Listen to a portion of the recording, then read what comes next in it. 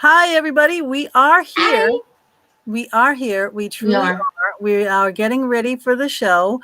We will play our little intro video. Please just enjoy this little video, just a couple minutes, but we are here, and you are not going to want to miss this show tonight.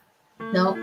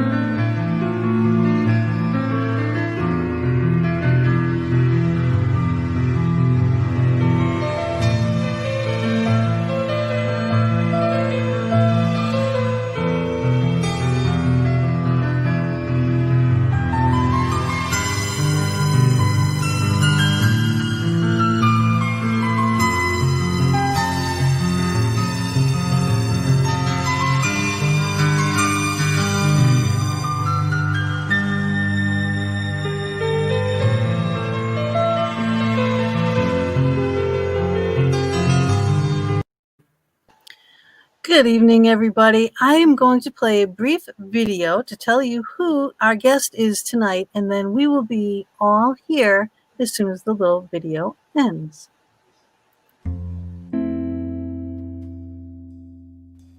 Good evening. Welcome to the Fox Den. Tonight we'll try to be kind, talking about the damages left behind in the wake of a psychic who is fake.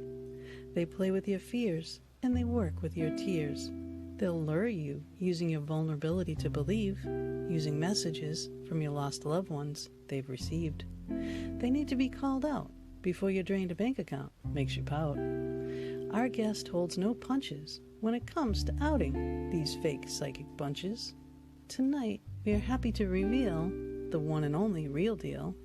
Staten Island has forged the amazing real psychic medium, Chris George. Welcome to the Fox Den, Pookie.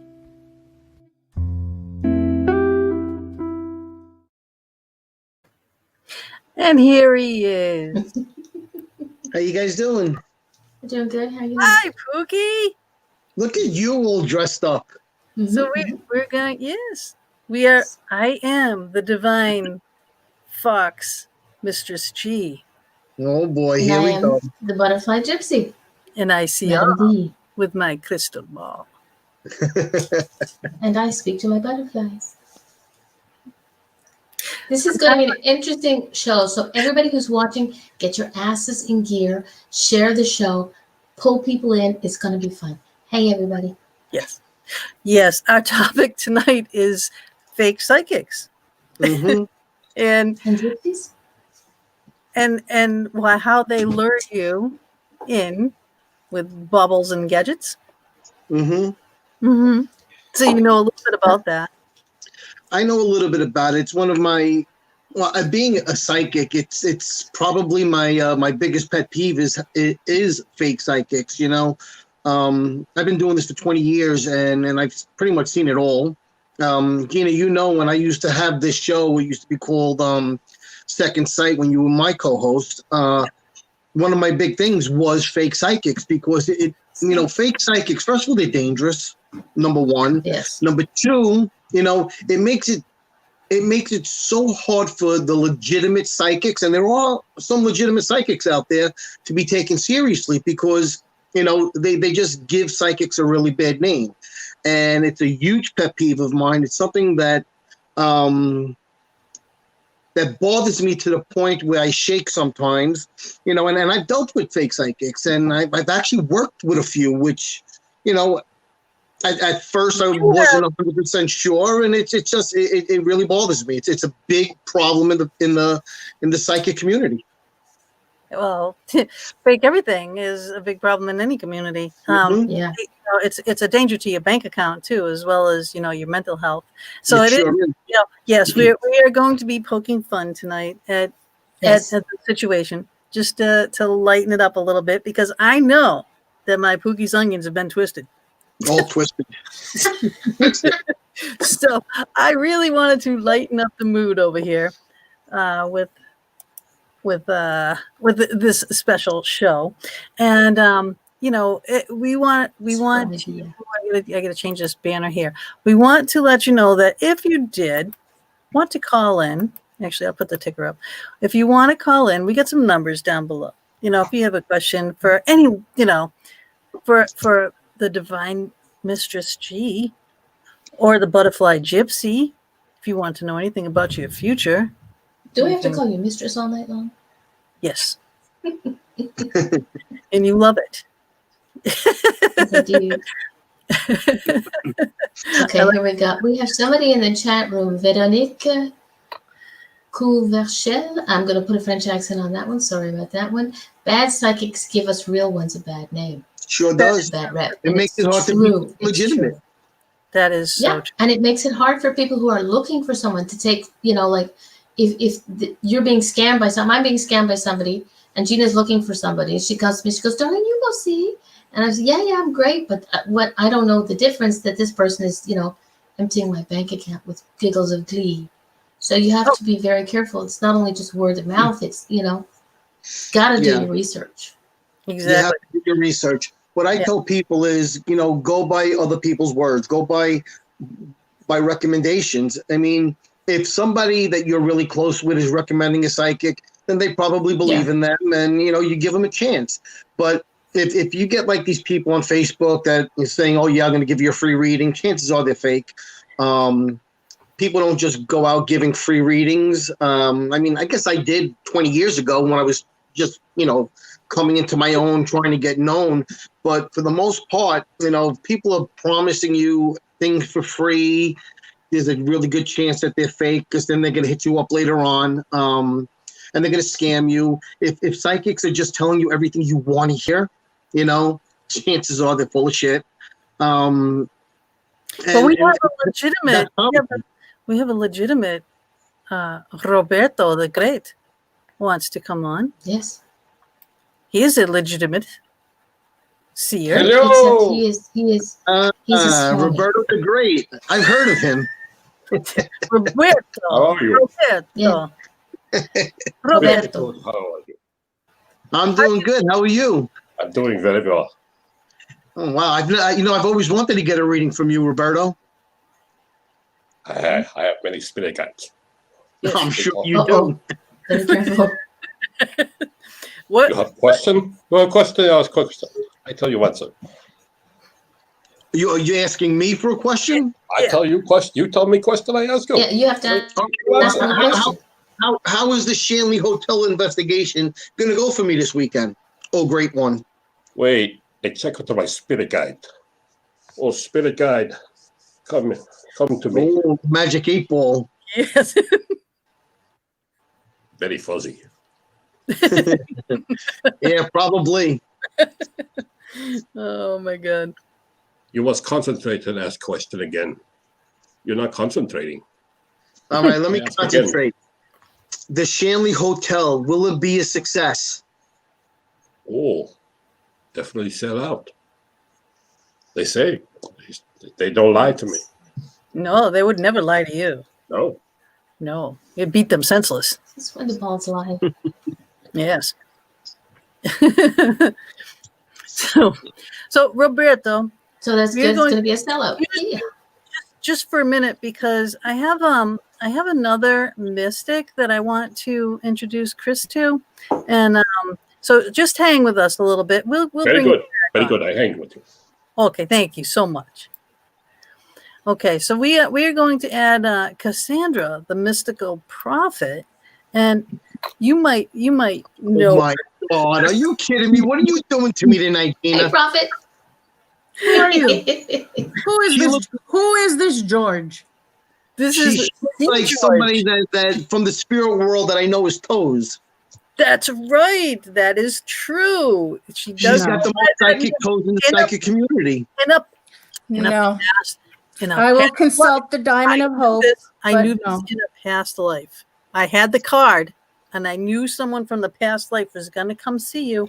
The cards never Mhm. lie. They're my I fox see. I cards, see. and they never lie. How you doing, sister? Whose sister are you? Yeah, you. I'm talking about you, Cassandra. Please. It's been a long day. I see. How about you? Do you want to let me know what's going to happen at the Shanley this weekend? No. Unless you give me. No. I cannot tell you anything. I need $500. All right, I'll check your PayPal. It's there. Let me consult the Diamond. Everything will be fine. All right, I'm planning on it. That's good. I got everything under control. Yes, you do. Jody, Jody's her sister. Cassandra is one of the leading experts on curse removals. I do. Yes, For $5,000, I will Mhm. remove any curse you have. Yes, that's the curse of the gypsy. That's the gypsy way. Every time you go in, you got some ancient ancestral curse, and it costs $3,000 and a wax figure, and a couple dozen eggs, and you can get rid of the Well, curse. that's not a good one. Mine is 5. No, well, you're obviously I'm not a better. fraud. It's better. Uh-huh. Yes. Well, I am 6, and if you do not pay me my 6, I put another curse on you. Yeah. Well, see, that's the gypsy way. Yes. Well, I am a gypsy. There you go. Gypsy. It's the way of the world. We have a question in the chat room. Okay.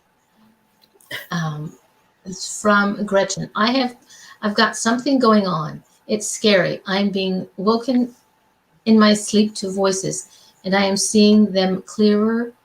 Oops, where'd it go? And being It touched moved. for why I'm me? seeing them clear and being touched. Why me? Question mark. Well, it's probably somebody trying to give her a Well, message. I'm going to and- assume that she's being serious. Right. Well, I'm going to assume she's being serious as well. Yes, she's very serious. Usually that just means somebody's trying to get in contact with you, trying to give you a sign, trying to awaken you to something that they want you to know. And a small person will listen. Don't be scared. If you feel scared, let them know you're scared. Set boundaries. But if you're not scared, just ask them, show me a little bit more, and see where it goes. You can't be scared. If you're going to be scared, it's going to be very hard to get a message. It's going to be very hard to get a sign because your brain is going to mess with you. So take control of the situation, set boundaries, and take it from there. Absolutely. But you remember Gretchen hope from you have Gretchen. Oliver House? Yes, I do. Yeah, because she is gifted, so that's why they're trying to get in touch with her. Yeah. So she's like the light. Yes.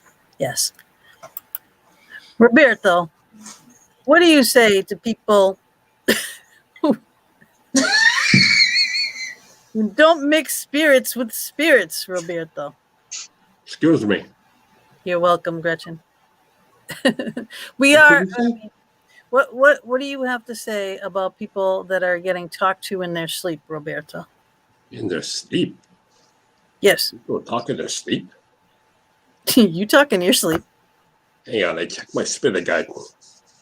As long as he doesn't start cussing in his sleep, we're good. No, ask another question. What else you want to know? Roberto's a little bit off tonight, huh? Yeah, Roberto, you got to sharpen up that. Just tonight. Spirit guide don't lie. They don't lie to me. Look at this. $9.95. Roll into. I give you the. Just scrolling.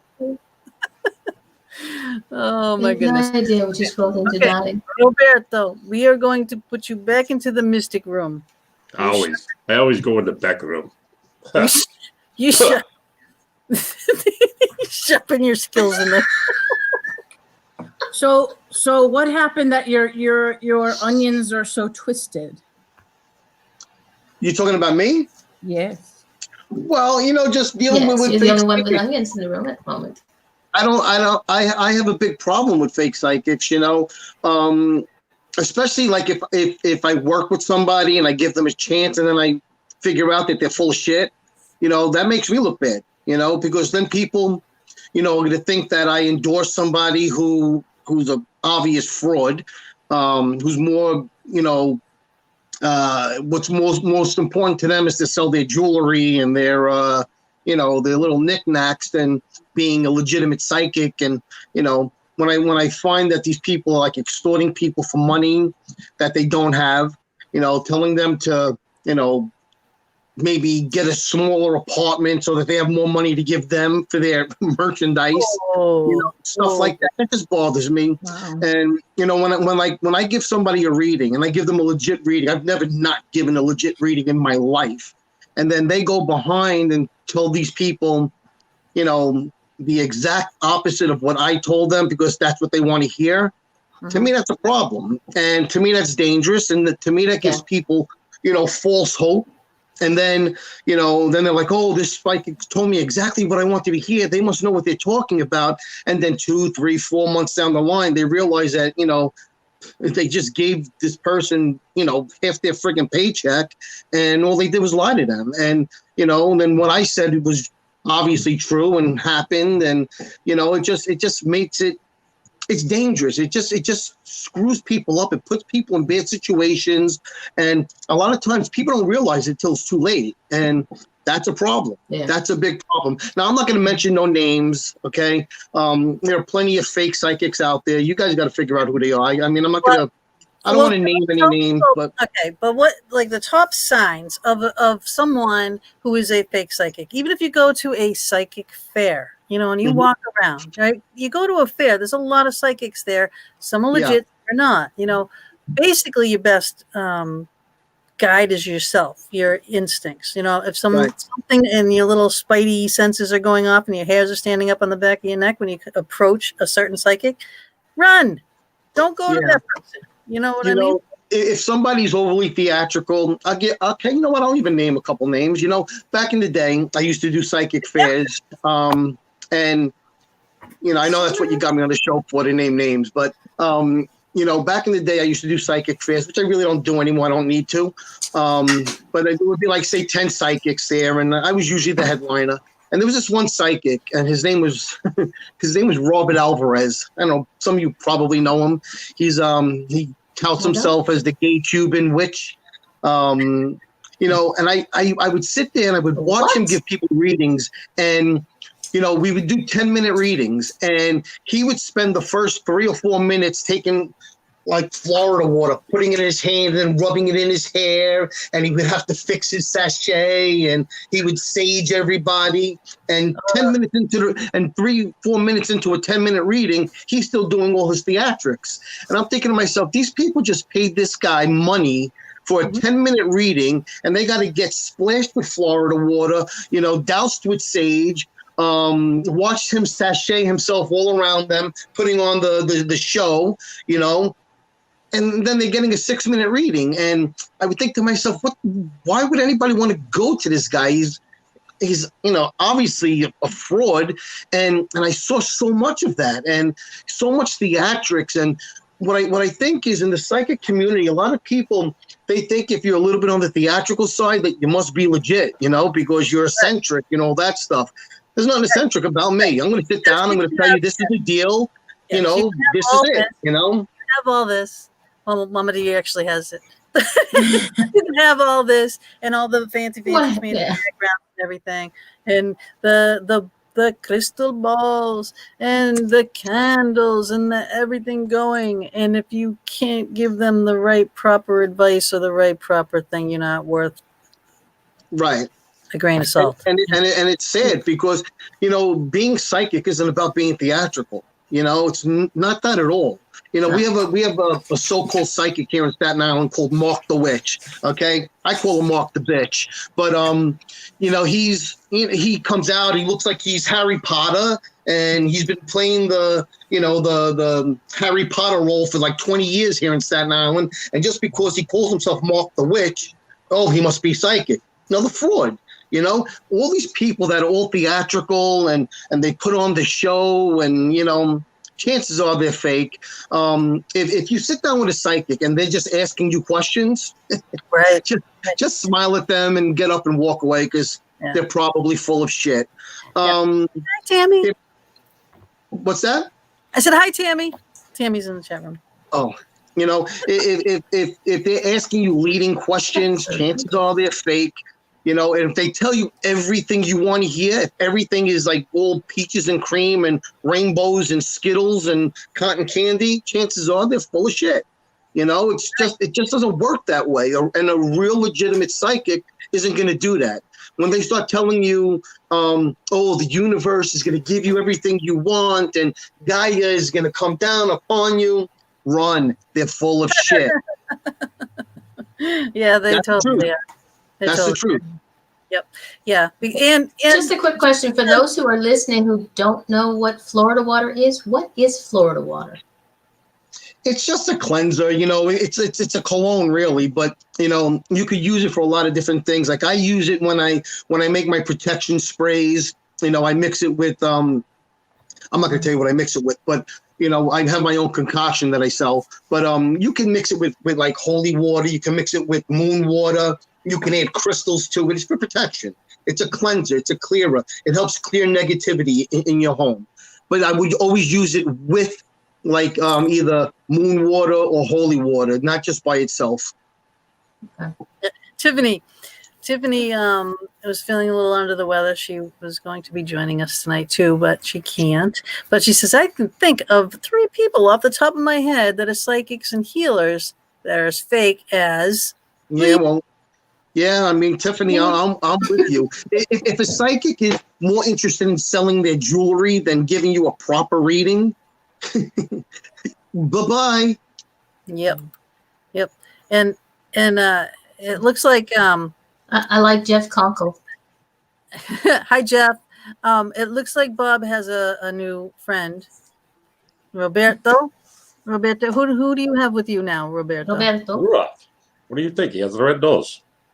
Oh, is Rudolph telling you about the future or anything? What is Rudolph? Oh, he's just agreeing with everything.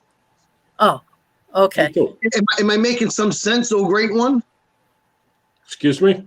Am I making sense? Absolutely. Oh, there you go. See, he must be real. he is. Yes. You know what I'm gonna do? Look at that. We're gonna stick you in the middle. Wow. See, like I'm that. magic. I'm magic like He's that. the best. Cookie He's the sandwich. best. I did that with my foxy fingers. I did that.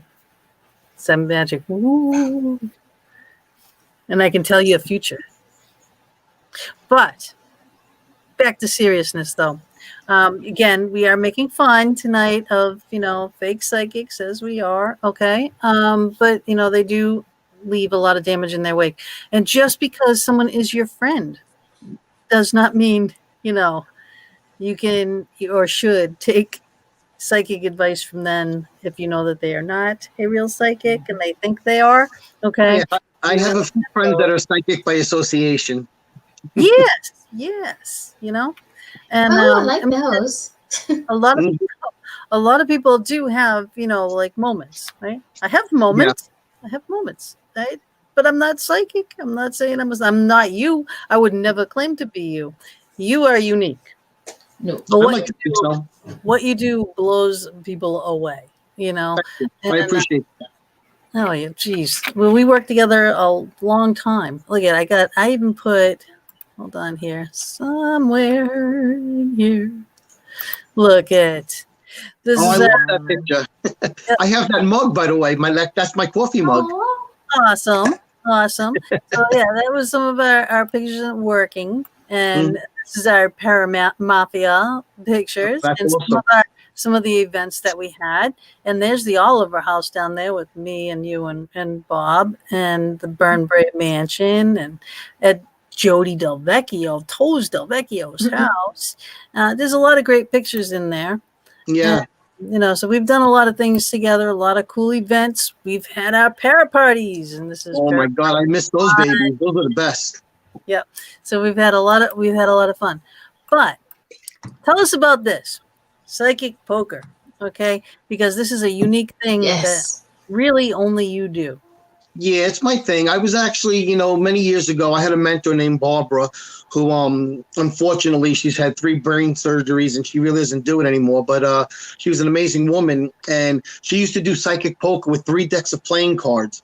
And she used to blow me away. I used to be like, my God, you are just so amazing. And it takes a lot to impress me with a psychic. I think most psychics are fake. And I know that sounds crazy coming from a psychic, but I really feel that most psychics are fake.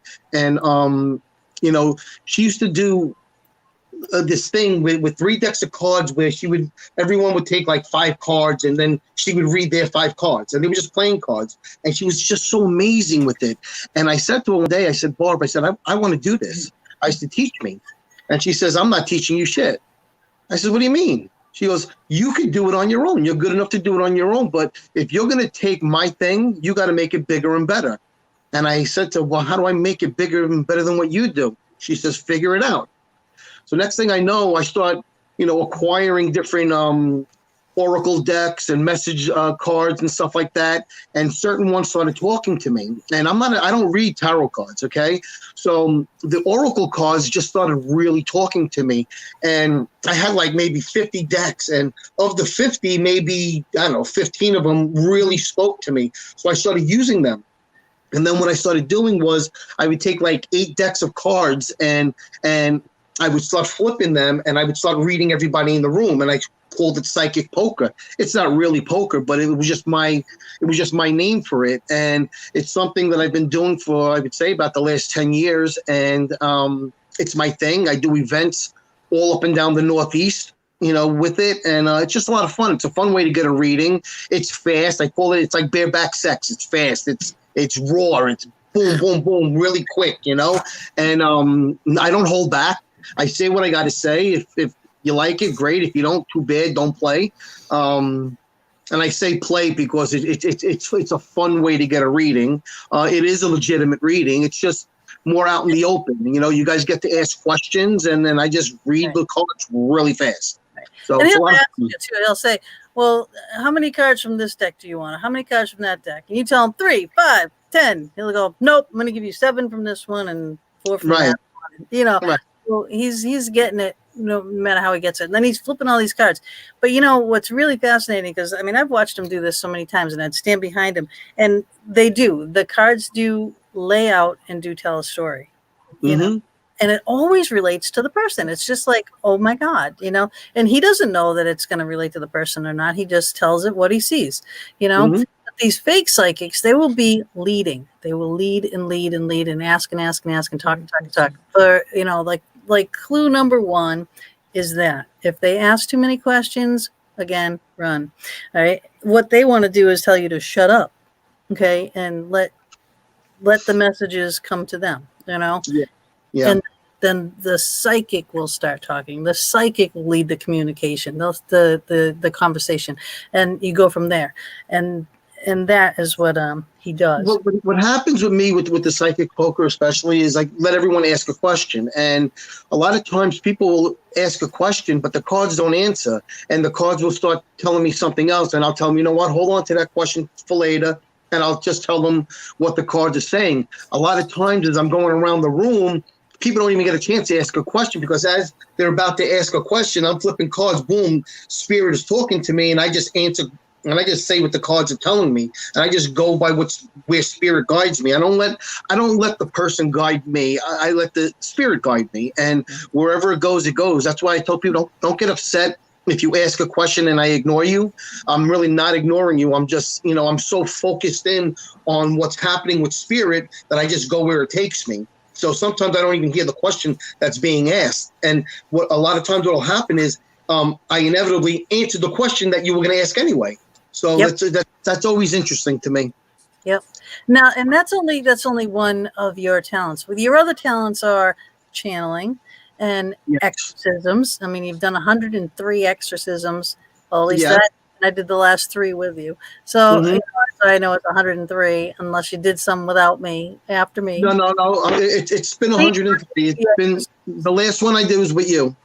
Okay, and that's fascinating to watch him do his stuff. And I know that Cassandra, the mystical prophet, she has seen you done a lot of channeling in her day. Yeah, well, you know what? She's been around for a long time. I met Jody. Jody, how many years are we friends? Is it about 7, 8 years now? About 8 years. I met Jody was Jody. little. Yeah, I met Jody because I was supposed to do a psychic fair for somebody from Long Island who, asked me to. A fake psychic? Well, I'm not going to say he's a fake psychic. I mean, I'm not friends with the man, but whatever he is, he is. But I couldn't make it because I had a death in the family, and Jody had prepaid for a reading with me at that event, and I couldn't make it. So I guess she went to the event, and this psychic who was doing the event gave her a reading. I guess she wasn't very happy with it. I felt horrible that she had paid for a reading with me. I didn't even know who she was, and she didn't get that reading. So if I remember right, I told you to give me a call on the phone, right? Yeah, we did a Zoom call.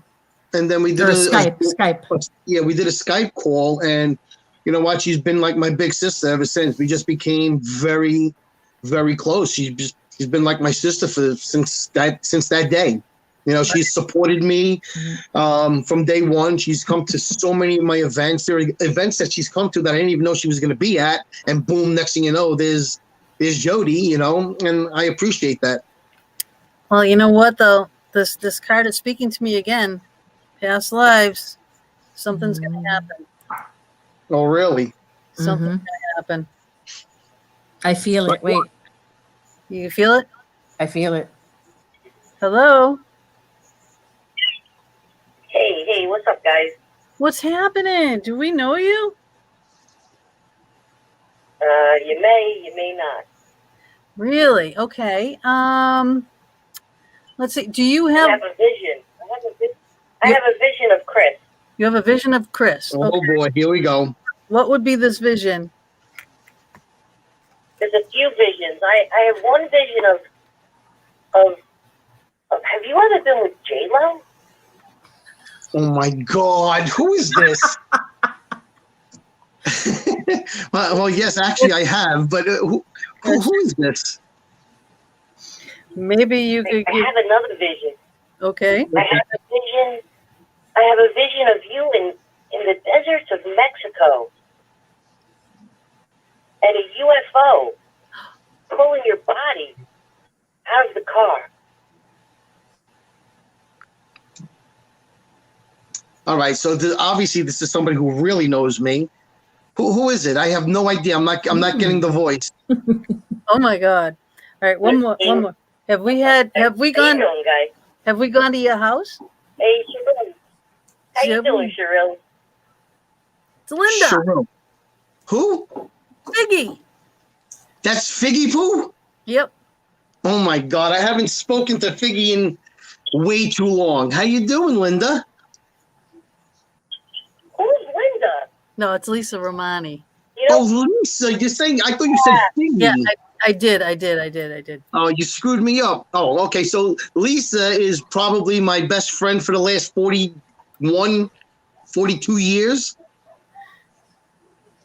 Yeah. Gina, you called Linda. Shame on you. I know, because I haven't, I was saying, that really just screwed me up. I was like, that didn't sound like Figgy, and and I don't even know that she knows that stuff about me. I mean, Lisa obviously knows things about me that most people don't know, which I'm almost embarrassed to even say. Lots. Lisa, let's keep it on the down low, please.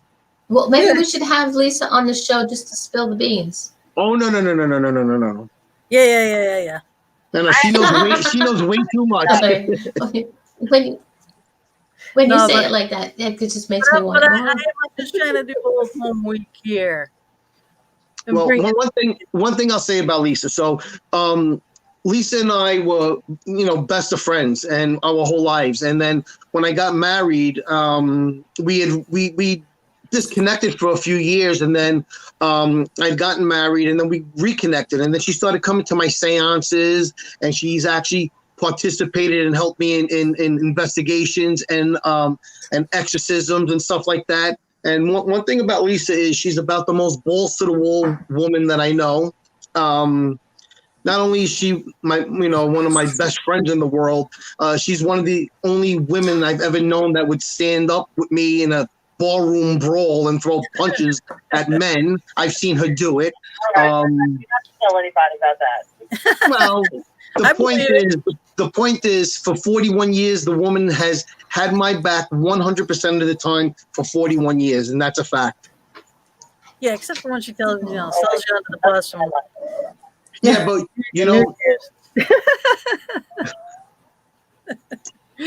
We've had some good times. We need to get together. We were supposed to be getting together, and our event had to be canceled because of COVID. And Lisa was going to be coming, her fiance and everything. So we need to reschedule that because that's just going to be one hell of a Most definitely. yeah. Well, and anytime Lisa and I are together, you never know what's going to happen. It's always a good time. I think Cassandra has to Always. talk Consult. to her mystic dogs. She has mystic dogs that talk to her. So I'm gonna hang up so I can watch you guys and I can Okay. hear you better. All right. Thanks Love for you, calling. I love you. Love you guys. Bye. Bye. Well, that was a Okay, we have a surprise. couple of comments / questions Oh, we have a whole bunch in the of chat comments. room. Yeah. Yeah, okay, we've got a big one here from Jessica. His psychic poker is insane. Love it. Bizarre question. Chris, you read my dog. I do healings on her, use oils, and she's still alive. Thing is, when I do healings, I can sometimes feel the other person's pain.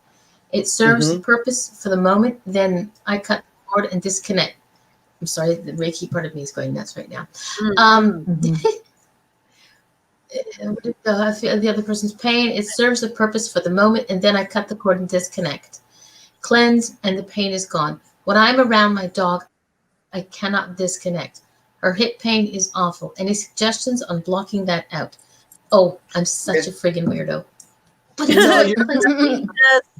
Jessica is not a weirdo. Jessica is a very gifted girl. I remember reading her and talking to her about pranic healing, and I actually know that she went to a pranic institute to learn how to do pranic healing, which I have a lot of respect for her for doing that. Good. The best I can tell you, Jess, is it's very important for you to disconnect. When you do a healing on someone or an animal or a person, the wonderful thing about that is the energy is constantly recirculating. So as you're doing a healing on your pet or a person, the energy comes back to you and you're doing a healing on yourself. Sometimes it's just harder. It's harder with certain people or animals to disconnect, especially when you love them so much. Okay. And that's where, the training has to come in. That's where you have to learn to, in your mind, in your mind's eye, your third eye, where you have to, physically and emotionally say, okay, I'm done. You have to set the boundary. And I talk about boundaries all the time when it comes to psychic, anything, healing, psychic vampires. You have to set boundaries, because if you don't, it's going to affect you. And obviously it is. Now, you seem to be able to disconnect when you deal with everybody except for your pet. That's what you have to work on. So every single time you work on your pet, that's your focus when you're done is disconnecting from that moment. Leave that moment right there where it sits, and then move on. You gotta cut the tie. If it's all in your head, it's all done in your head. And knowing you the way I do, being as intelligent as you are, I know you could do it. It just takes practice and time. Awesome. That's great advice. And Jess, I know she's so busy right now too. She's working on that house. Congratulations on that. And I'm so proud of you for doing all that work that you're doing over there. It's fantastic. Kate, right here, she says, thank you, Chris. Right on with the boundaries. And that's it. What is this one? Mary. Hi, Mary Jean. I can't find pranic healing class anywhere close by. Aw. Well, Mary Jane, this is what I would tell you to do. I tell so many people that I give readings to when I feel that they should get into it, go just buy a book. Go on Amazon, buy a book on it. You don't got to buy the $78 book. Anything, how-to, 101, introductory to beginners. Start with that. Practice on your friends, practice on your family, and take it from there. If you want, you could always inbox me. You can ask me questions and stuff like that. I'll be happy to help you. But take the first step and buy a book. I'm not a big believer. Let me just tell you guys something. I'm not a big believer in learning from books when it comes to the psychic realm. It's one of the reasons why I don't teach at the Edgar Cayce Institute anymore in Manhattan, because we would get all these people that would be really book smart. They could recite and teach you out of a book like it was nobody's business, but they had no talent. They had no gift. They could just read out of a book. All right. And I don't believe in teaching that way. But when it comes to pranic healing, everything I've learned from spirit. But when it comes to pranic healing, for whatever reason, I really feel that you can learn it on your own. You can learn it out of a book. And then if you have questions, you can ask me and I can, kind of guide you here and there and put you in the right direction, and you can figure it out. It's absolutely something you can learn out of a book. And one of the few things I would recommend out of a book when it comes to the psychic realm. Mm-hmm. And Mama D, though, too, she's got between the Reiki, with Reiki healing and prana healing, a little different. I'm more on the pranic side. She's a Reiki. I know pranic healing as well. Yeah. Well, what the thing is. See, with pranic healing, I mean, with Reiki, Reiki's wonderful. All the modalities of healing are wonderful. And I'm not going to say one is better than the other. Okay, they're all fantastic. What are you gifted at? It's what you're good at. Okay. The thing is, like with Reiki, you got to go through Reiki 1, Reiki 2, Reiki 3. You have to be attuned in all three of them by a Reiki master. It can get expensive. Pranic healing, you can learn out of a book. For $19.99, you can learn how to do it, and you just got to work on people. Like with me.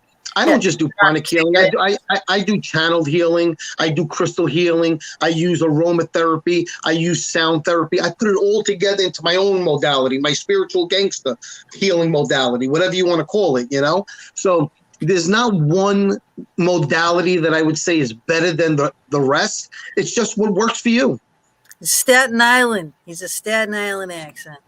That's Staten Island. Why are we dressed up? We are dressed up because we are doing a show on fake psychics. So we are spoofing just a little bit, but we are talking seriously about the subject. And we occasionally refer to Roberto the Great when we really have a serious question. So if anybody has a serious question, I need to ask Roberto the Great. Is he on freeze over there? He's No. Roberto's off. He's in trance channel mode. Yes, he's channeling. He's channeling. That's it, exactly. I remember the first time I met Bob was at Burn Bray Mansion, if I remember correct. Yes. And I think Jody, you were there for that, weren't you? At Burn Bray? I wasn't there. I couldn't go. Well, I remember channeling at that event, and that was the first time I got to work with Bob. Yeah. You made me cry. I had a broken foot then. He carried me all up He and made me cry. He made me cry. Yeah. He made you cry? That was so I not did not mean to make you cry. I know. I did not mean to make you cry. I did feel bad about you crying. I did. It's all right. But we've been friends ever since. Mhm. I never forget the experience. So Yes. that's how he makes friends. He makes people cry. That's I it. make people cry, then we share a cigar and a cup of coffee, and we're good to go. That's right. Yeah. Oh, Well, he that's scared the jeep out of me, and then we shared a drink. Lost my accent. car when I first met him. Oops. Oh God. They fall on the floor. Okay, making me Oh, cry again. Tammy said you make her You've cry come out. too. Yeah, he makes everybody cry. You know, he doesn't mean he doesn't really do it on purpose. But I'm just trying to check in back here to see if there was something. There was something that someone wanted to ask Cassandra, and I don't know if she's still in here. There was a question. Where did it go? Oh yeah. I can't find it. I had it up earlier, and she I'll didn't find get a chance to. All right, yeah, Mom, my Madam D, my butterfly gypsy, beautiful lady. Ask your butterfly over there to help you find it. And We're you were working shaking on up and asked me if I was okay. That's what Tammy said after you made her cry. Yeah, and I don't remember making Tammy cry. do Only you one- remember? I think I made her cry a couple times actually. Tammy's a sweetheart. Oh, I love Tammy. Yes, I remember when I met Tammy, she fell off of a stool and I caught her. Oh, really? Oh, I didn't. Yeah. I've never heard this story. Yeah, she might have had a drink or two, and I remember she was about to teeter, and I caught her as she was falling off of a bar stool. Oh my God. Well, I love my. You know what? Because my third eye saw it coming, and I was able to react very quickly. You know, I get those. That's my moments. You know, like all of a sudden, and those are the moments that I get. Like I won't think of someone for a really long time, and then all of a sudden they'll pop in my head, and the next thing you know, they're calling. You know. Or texting or something, and it's like, oh my God, I haven't seen you since school or since what, it's like, oh my God, strangest things. Mhm. Uh-oh, I think there might be I messages have a from question. dogs. Okay, hang on a second. I have the question. It's from Fran. She says, "Oh, great Cassandra, can you tell me if there's a trampoline in my future?" Yes, there is trampolini. This Trampoline. weekend, as a matter of fact, with BFF. Oh, I would love to see you and Fran on a trampoline. So would I. Well, poor friend. Friend's still healing. She shouldn't be on a trampoline. Yeah, French. Good.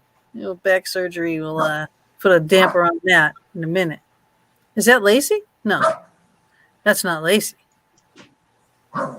Oh, Linda. Oh no! Here's Linda. Look at it. Spot on. Remember when Chris channeled that pedophile, Burnbray? He I grabbed. hear noise in the other room. Yes, and I did. I my look, and I scared that guy away. And as a matter of fact, I don't know if I have it on here, but I have a FLIR picture of that. I did not mean to touch her breast, by the way. Just let's put that out there. I was in a channeled state. Yeah, but see this right there. Burnbray Mansion, Sabrina getting groped. Okay, that was the time before we had our event. So that thing was grabbing Sabrina's breast. She felt that. I was sitting in one corner and Sabrina was sitting in the other. This was the first time I was investigating with Sabrina. I had the FLIR. I'm going around the room and I look over and I see that. And she goes, well, no, she says, is there something on my chest? She puts like that. And she's like, she's got big boobs, right? So, and she's, it's hot. She had a fever off and on all day too. So like the temperature said she was 104. So she was sick and not sick, and and then she came down. But she goes, "Is there something on my chest?" And I look and I see that, and I'm like, "Yeah, hold on." That's a great picture. I start taking pictures and videos and everything else. So, I have it before I show it to her because, usually if there's a black figure grabbing you, people tend to want to run or scream. Right. But no, not Sabrina. Sabrina goes, oh, and I show it to her and she's not scared. She goes, oh, shoo, just like that. Shoot. I'm like, you're shooting this? Oh my God. But I yelled at it. I'm like, what gives you the right to be groping someone, blah, blah, blah, blah. And it just shrunk into the corner. And I watched it, go into the corner and disappear into the wall on the FLIR. So I told, I told this story beforehand, but when we went there, Chris was channeling. Now we go there with a group, and this is when Bob was there too. And Figgy, Linda, was there. And she's sitting next to Chris, and I'm with my broken leg on my little wheelie thing, my knee wheelie, who's he, what's he, so I'm just sitting there leaning on that. And Chris is channeling this groping idiot from the Burn Bray Mansion. All of a sudden, his hand goes out, boom, and it's just about to get onto, Linda's breast. And I was like, don't you dare. And I grabbed his hand away. And we shamed him, and I left. He did not make another appearance the rest of that night. Well, that's the thing with trans channeling. I never know what's happening. I don't know until I see the video afterwards, or people tell me afterwards what happened. Right? Oh, look at that! I love all your flare catches. Yeah, I do have some amazing flare catches. That's for sure. And Kathy Wotring, yeah, she was there that night. She says, I definitely remember Burn Bray. I remember Kathy being there that night. I bet you do. We had such a fun time that night. Oh my goodness! And JoJo was there. JoJo, yeah. Yep. JoJo says, "Is there a hot chick in my future?" Well, you know what? Let me consult my cards. I'll tell you what. I think that there is a hot chick in the future, just not in New Orleans. Well, not in LA either. Well, I don't think in LA either, but I don't think it's going to be New Orleans. Follow the signs. But all I'm going to say is everything about LA isn't what you think, JoJo. So open your eyes. Yeah. Yes, we've all been telling you this. We know what we're talking about. Because Chris and I know very well what we're talking about. Yep. And Linda says that was hilarious. That was. Burn Bray was a lot of fun. We did a lot there, and there's a lot to do there, and we should really do another event there as soon as COVID gets out. I would love to do an event with you guys. Yeah. Well, Ghost Nation, what is it? Which one is it? Roberto. I saw it too. Yeah, they were just there too. And we knew about that room that they uncovered, that they actually had to cut the wall out. We peeked over into that room too from that. In that room. I climbed to the ceiling. Yeah, you can see it through the ceiling. So, it's not like they discovered it. Everybody has known about that for years. However, that's the first time someone actually walked in there, But we got some great evidence at Burn Bray. It was a great investigation. It was. And then the backyard, they actually have that Winnebago from a movie. What movie was that? I didn't watch it. It was like one of them vacation movies or something. I don't know. The Partridge Family bus was back there. But they do a big Halloween walkthrough, and they leave a lot of that set up, so you could kind of walk through that in the back. And the cemetery where the family is buried is right there too. So there's a lot to do there. It's a great location, a great house, and a great meal. Cool. Every room is haunted. So and there's like 2,000 dolls in the place, which is creepy as all. Oh yeah, in the attic. I love the attic. Oh my God. Everybody was downstairs, and I went upstairs, and because I just, I'm like a dog with a bone. I can't stop investigating once I start, So everyone wants to take a break. I'm like, well, I don't want to take a break. I'm going upstairs. I go up there, and I got my recorder, and I'm knocking on the door because they locked the attic door because there's so much stuff in there. And it's like, okay, I understand that, but I'm knocking on the door, and I'm like, if anybody's in there, can you knock back? And all of a sudden, I hear this. It sounded like a ball drop. Boom, boom, boom, boom, boom. And I'm like, oh, okay, and so they were knocking back the best way they could, I suppose. But it was really, really just a all around cool place. And Kathleen says those dang dolls. Yeah. As a matter of fact. My favorite ones were the old people doll. The grandparent dolls. Those were creepy as all hell. And the ones that were like partially burnt. Oh my God, yeah. Well, yeah, I don't like the ones that were in the dining room and holy shit. That was it. He was expelling demons. The demons are gone. The demons are gone. Forever. In the whole dining room. They're gone. Much better.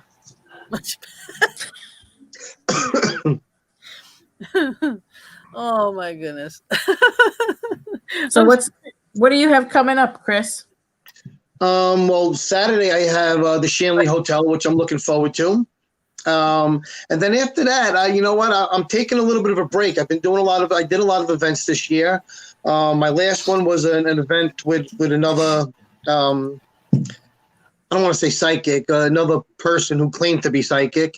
The event went well. I'll leave it at that. And I don't know what's going to happen this year coming up. I'm looking to do an event with my friend Joanne LaRocca, who is a fantastic emotional healer. I started a new business with my friend Greg Nieder. He's a retired New York City detective. We're going to be doing second sight investigations, where we're going to be doing space clearings and working cold cases and stuff like that. So if anybody's interested in anything like that, doing some space clearing, or there's some, case that, the police are having problems with, they could contact us, and, we'll work with the police department and stuff like that. That's a new venture that we've started. And I'm just hoping to do a bunch of events this coming year. COVID obviously is making it a little bit difficult, but we'll see what happens. Yeah, COVID killed us this year. We didn't do. We didn't do it. The good thing is that I'm doing readings like crazy. I do them on instant message on Facebook, instant messenger, FaceTime. I do readings Monday through Friday in the morning and Monday through Thursday in the evening. So, I've been doing a lot of reading. I do a minimum of 20 a week, minimum. So, I'm busy. The events are going to slow down, I think, because of COVID. Yeah. Yep. They definitely. So if people want to get a hold of Chris to get a reading, how do they get a hold of you? Get me on Facebook. On Facebook, I'm Chris George. You can get me on the Chris George, or you go to my fan page, which is Psychic Medium Chris George. You can inbox me at either place. But if you're going to do a reading with me, I do them on my personal page on Instant Messenger, and I do them on FaceTime. So there you go. So there's no excuse. Plus, he also does have stuff that he sells. In his. Yeah, I have. I don't put it out there all that often. It's not my thing. But like when I do events, I bring like all my jewelry. I have lots. I have probably 2,000 bracelets. I have sprays for love and affection, for peace and tranquility, for protection and grounding that I sell. I have oils for the same thing. I have bath salts that I make. That I actually have essential oils and ground gemstones in there, so nothing is chintzy, or, I use only the top stuff, the top essential oils. And then, like I said, how many people actually put ground up gemstones in their bath salts? I do. And so I have all that type of stuff. What? It's not gonna scratch the tub, right? No, it's powderized. Like I'll give you, for instance, I have the bath salts for love. There's powderized rose quartz in there. I have the ones for health. There's ground up amethyst in there. So I use really, really good stuff, and it's all legitimate. I make it all myself. So yeah, and they're really pretty too. A lot of your things. I was like, like I said, I'm a psychic. I'm not a merchant. I sell this stuff. I have this stuff. I do sell it. It's not my thing though. When I do an event, I bring it. Every now and then I'll go on Facebook and I'll take maybe 20 of my bracelets and, do a sale. But it's not my thing. Readings are what I do. That's how I earn my living. That's what legitimizes me, not merchandise. So, but I do have it. It's just not my big thing. Amen, brother. Amen. And maybe one of these days we can get another para party going too, because those were always fun.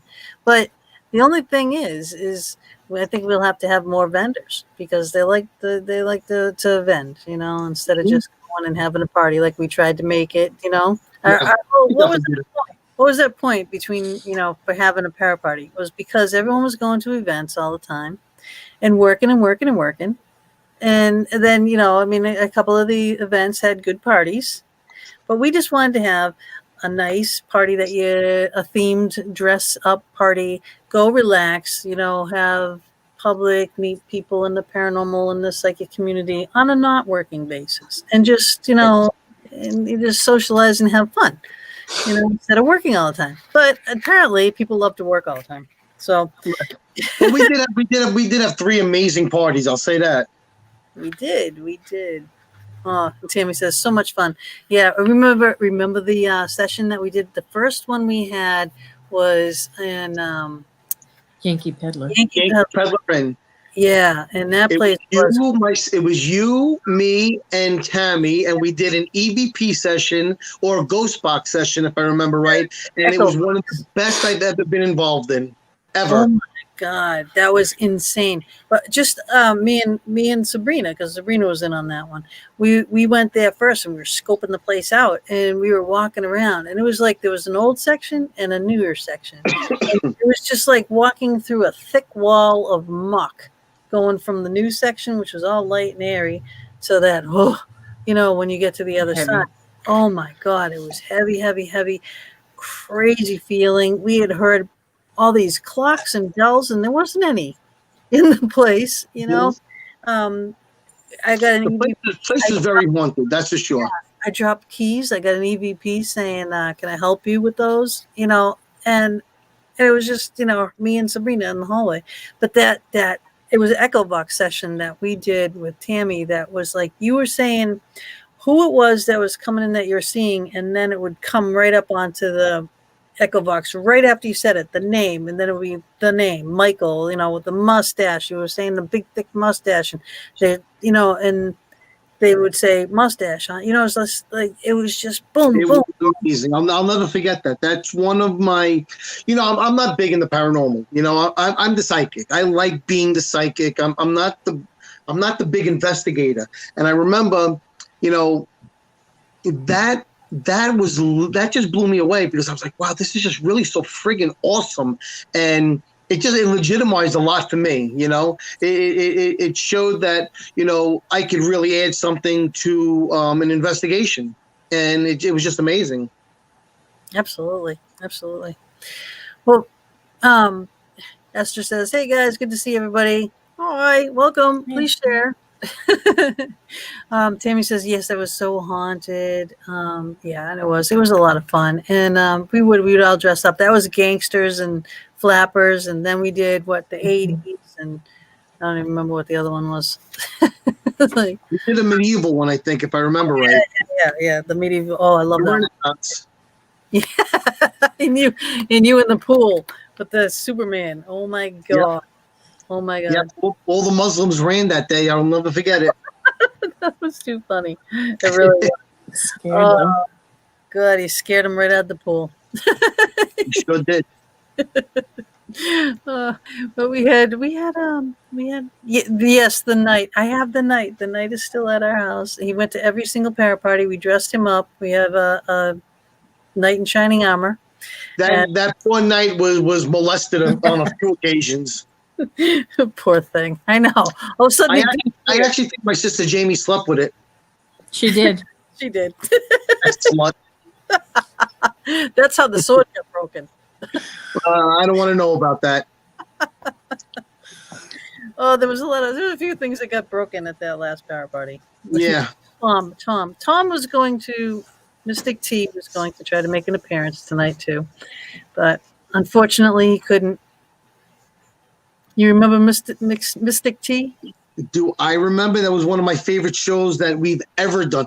Did you do the show with me, or did somebody else? You did? Yeah. Okay. One of my favorite shows of all time, because my friend Sam, who's a Hollywood producer, got so upset with Tom that night because he didn't know that he was a fake psychic, and he was disrespecting me and like crazy, and he called in and he got so upset with Tom, and then it got to the point where after like a half hour of him arguing with Tom, I said, I got to let him know the truth, that it's a joke. And he just he went with it. He was just so into the fact that how dare you disrespect Chris George, and it was great. It was just one of the greatest shows ever. I know, and we can't do it. We can't. I mean, we have to say that we are fake here, Yeah. and just because we don't want the backlash, we are not. I am not psychic. Roberta was pretty good. I'm not a gypsy. But Cassandra is definitely. I He has always his say moments. there's a fine line between psychic and psycho. I kind of toe the line. Yes, you do. I always, Gina, what I always tell people, if you can get past the fact that I talk to dead people, I'm probably the most normal person I know. I know, right? That has got that. From when you were 9 years old, you're looking at dead people, Rudolph agreed. and it's like, yeah, Rudolph says yes. Okay. As long as Rudolph agrees. But yeah, starting at 9 years old, though, that's tough. That's a really.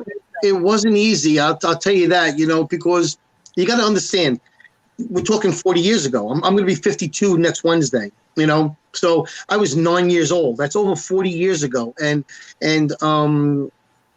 I remember, back then you couldn't talk to dead people and be the cool kid. And I've said this many times, you just couldn't. Like today, if you're 9 years old and you're talking to the dead, you got your own show on MTV, but, back then you didn't. Back then you were going to see psychiatrists and, and they were putting you in hospitals and talking to doctors. And, it wasn't easy for me. I remember I was 14, 15, and I was not to sound like conceited, but I was a pretty cool kid. I played baseball, I played football, I had girlfriends. I wasn't like a nerdy kid. I just, I was doing things, and you couldn't be popular and talk to the dead. You just couldn't do it. And I remember I was just about 16, I want to say, and I finally said to Spirit, you got to stop. I want to be normal. I don't want to be the freak. And that's what I felt like. I felt like a freak because back then that's what I was. Nobody did what I did. Nobody was talking to dead people at 10 years old. I was, and I didn't want to be a freak. And by the time I was 16, I said, please, you got to just stop. And for a lot of years, Spirit just kind of like left, and they would pop in here and there. They made their presence known. I'll tell you, want to hear a great story? So I was playing a baseball game at Shea Stadium at the time, when Shea Stadium was open. And I remember being up at bat, and I hear in my head, hanging curveball. And I stopped for a second. I said, what? And I get up there, and it was a hanging curveball. I said, holy shit. And then the next one was fastball high and outside. So I says, okay. That pitch was a fastball high and outside. I swung at it. I put it over the right center field fence at Shea Stadium. I said, holy shit, the spirits are telling me what the pitch is going to come. Next time I get up, I hear again, hanging curveball. I'm sitting, waiting on it. Boom. I hit my second home run of the day at Shea Stadium. I said to myself, what the frig is wrong with me? Why haven't I been doing this for years, And then it just stopped again after that. So like the spirit would pop up here and there. And then I remember my daughter Nicole, who's just turned 21, she was about to be 1 year old. And that's when spirit came back to me. So it took so many years for him to come back to me full force, but they did. And so for the last 20 years, this has been my life. And I would say for the last 15 years, I've been doing this professionally. So, it just kind of like took over my life. It was either choose to do this or I don't know. Well, you don't have I've told this story many times. Hold on one second. Somebody's trying to call me during this show, which is unacceptable. Right. Hold on. Could you hear me? Yeah, I can hear you. We can hear you. People can't choose what they want to do, Like, I was always into the paranormal. I couldn't do the paranormal because, you're in the design business and it's like poo-pooed upon, you can't do that. And then I just said, screw that. I'm doing it anyway. And so that's what I did. But people can't pick and choose what they are and what they do. He'll be back. So, I like paranormal investigating. See, I told you. Crisco. So I'm back. There he is. He's here. And then we do my little magic. Bink. And do my magic. Cards. Hey. I'm getting dizzy. Okay. I like that. Story. And then Brady. Wait a minute. Let's make What happened? I just hit Roberto. Stop looking at my dress. No, It's right up underneath me. no Rudolph for you one year. Nice. Hi, Lacey. Hi. I had to get Lacey. That's why I had to put my camera down for a minute. But Chris, you're a psychic. You can't help that, and you chose to do that. Like I could have chosen differently. Gina, you've heard me tell the story before. The reason I chose to be a psychic was, first of all, it's almost like Spirit didn't really give me a choice. When Spirit came back to me 20 years ago, and I've told this story a million times on so many different radio shows.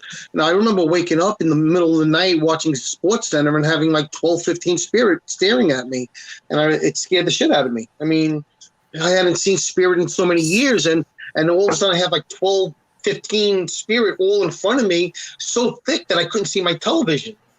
That's how real they were to me, and scared the hell out of me. And I remember it happened 2 nights in a row, and this little man, he was like, I don't know, I'm going to say like 5'4". He had this big handlebar mustache. He had on an overcoat. He had on a top hat. He had glasses. And I remember he said to me, I'll never forget it. He said, either you accept who and what you are, or we're going to haunt you for the rest of your life. And I said, whoa. What do you mean, accept who and what I am? What does that even mean? And he said to me, think about it. He said, you've been good at everything you've ever done in your life, but you've failed 100% of the time. And I said, I have never failed at anything in my life. And he says, think about it. He said, you played baseball. You were one of the best. You got drafted. You blew it. He says, you come into the military. You have another chance to play baseball. You blew it. He said, you were in the military. You were making a great career for yourself. You got in trouble. You blew it. He says, you failed at everything you've ever done in your life. He said, I don't care how good you are at everything you've done. You've always failed. You're a failure. And I remember thinking to myself, I wanted to friggin' cry. Yes. I was like thinking to myself, if you were real, I would kick the shit out of you. That's what I'm thinking to myself, And he says to me, he goes, oh, I'm real. He goes, now let me show you who you are. And I remember sitting there in my living room thinking to myself, am I going to take this, or am I going to see if this is real or not? And he says to me, he goes, let me show you. And he turns, he walked away. Now, my living room and my dining room were like 2 big rooms. And then it went down these steps into my basement. And he turned and walked away. And they all started following him. And the last one was a girl, and I'm going to say she was from the 60s because she had on like a Woodstock shirt. And she looked at me, she smiled, and she went like that.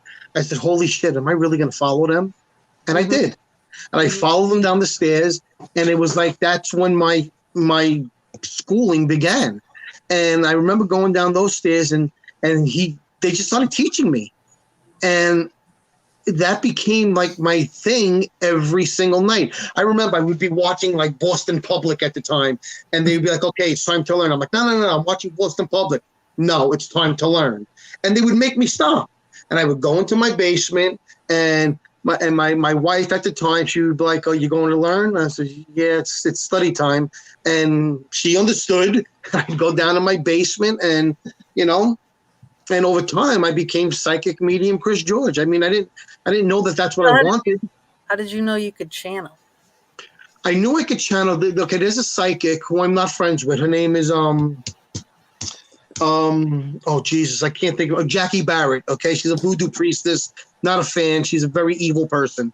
But I had a friend. My ex-wife's one of her best friends was her student. And she's a very well-known psychic, even though she's an asshole and a fraud and an evil bitch. But she was very well-known. And she was doing a seance in Williamsburg at an old picture place, like I don't know, some type of place in Williamsburg. And my wife's friend said, Chris, she's dying to meet you. I told her all about you. She's dying to meet you. She wants you to come as her guest to a seance. And I'm thinking to myself, really? Am I going to go to a seance? Seriously? So my wife was like, my ex-wife, she's like, Chris, you got to go. So I remember going, and it was very dark. It was very ominous, and it was very fake. And I knew it. And I remember leaving there thinking to myself, here's this world famous psychic, and she's a friggin' fraud, because what I just witnessed was more comical than anything else. It was ominous, it was scary, but it wasn't real. And I remember going home, and I had my ex-wife's friend, my niece and her future fiance were there. I went in my basement and I said, you know what she did was fake, but I think I could do it. And they were like, well, what makes you think you could do it? I'm like, well, because Spirit loved me. I mean, I'm the Godfather. They dig me, I think that they'll work with me. This is how I'm thinking to myself, Right. So my niece, her name is Phyllis. Well, she's not my niece anymore. She's my ex-niece. But she's like, Uncle Chris, do you really think you could do this? I said, I don't know, but I want to try. And I remember being in my basement, and we had this little square table, and it was only 4 of us. It was me, Phyllis, my ex's friend, and her future husband, and me. So I remember sitting there and just saying, okay, if there's spirit here, I'm inviting you into me. And next thing I know, it's about an hour later, I opened my eyes and I felt my face was all wet. I had been crying. And you guys know me, I am not a crier. I'm not a real emotional type person like that. And I looked at everybody, and everybody was hysterical crying. Even Roy, who's like a real man's man, he's a cop, he's a tough guy, he was crying like a little girl. And I'm like, well, what just happened? And they were like, you don't know? I'm like, I have no idea. They were like, Chris, that was the most amazing thing I've ever seen. I'm like, what happened? And my niece says, I'm going to show you. And she had videotaped it on her phone. And I said, and I was blown away. And I was like, I said, that's me? I had no idea that I could do that. I had become like 4 different spirit in that hour. And that became my thing. And what happened was, where I lived, the big thing in the neighborhood every Saturday night was going to Chris's house for a seance. And that's how I made my name. I made my name doing seances in Georgetown and Brooklyn, and it just kind of grew from there. That's how I got known, by doing seances. Cool. Hey, Roberto. Yes. You are looking tired. Get Would you hot like in the collar. to retire to the Mystic? Trying to hang in there. You can. I'm not feeling good. I really are. I'm not. You can retire to the Mystic Room. So we thank you for Chris, joining it us. was great seeing you. It's Sandra, always good seeing you. Mama D, and you, I'll see you later. Mhm. He says that to me all the time. Good night. Thank you for hanging in there. Yeah, he really wasn't feeling too good, and he did this anyway. Nappy time. Kathleen says nappy time. Yeah. Okay. So now let's see. What happened to why are they so big? Well, that's the biggest Because one. that's 4 of us. That's what it is. That's what it is at 4? Wow. That's They it. look so big. Yeah. I'm going to do my We're not used magic to having 4 people. because I need to have my Mama D Oh, here we go. right here. 'Cause she is my right-hand woman. I am the You guys do a great job. unredheaded replacement to Chris. All right, this is the envy. Except for after wearing this Yes. for a while, I don't envy so much. I know. It's like, Lord. I don't know how she does it. Farrah Fawcett, hello. Yeah, right. But again, if you're just joining, or Good night, Veronique. yeah, good night. Thank you for joining for that part of the show. But if you are just joining, we are talking really about fake psychics and about Chris George and what he does, and he does so much stuff. I mean, I remember so many times working with Chris, and I did when I first met Chris, I was like, this guy's a lunatic. He's a lunatic, but he was hilarious. He reminded me of like a Rodney Dangerfield psychic. I mean, just crazy dude, right? And I'm like, Well, oh my God. I do like to integrate a little bit of humor in everything I do because, as a psychic, you want people to feel comfortable. You want people to feel like they're your friend. Okay. And that's very important for me to let people feel like, that I'm not above them.